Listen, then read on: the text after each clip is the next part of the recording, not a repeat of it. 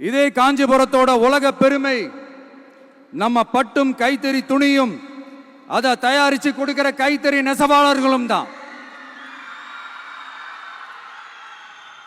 காஞ்சிபுரம் பட்டுன்னு சொன்னா உலகத்துக்கே தெரியும். ஆனா அதை தயாரிச்சு கொடுக்கிற நெசவாளர்கள் நிலை என்ன தெரியுமா? வறுமை, துன்பம், கந்துவட்டி கொடுமை. பட்டு கைத்தறிக்கு கூட்டுறவு சங்கங்கள் இருக்கு, பருத்தி கைத்தறிக்கும் கூட்டுறவு சங்கங்கள் இருக்கு. சுமார் 40,000 பேர் அதில் உறுப்பினர்களா இருக்கிறாங்க.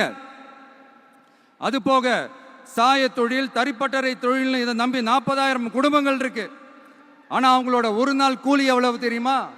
வெறும் 500 ரூபா தான்.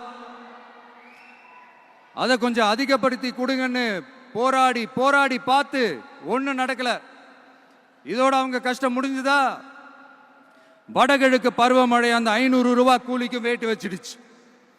எப்படி விவசாயிகள் டெல்டா மாவட்டங்களில் மழையால பாதிக்கப்பட்டாங்களோ, அவங்கள கண்டுக்காம எப்படி இந்த அரசாங்கம் கைவிட்டுடுச்சோ, அதே மாதிரிதான் நம்ம கைத்தறி நெசவாளர்களும் மழையால பாதிக்கப்பட்டிருக்கிறாங்க.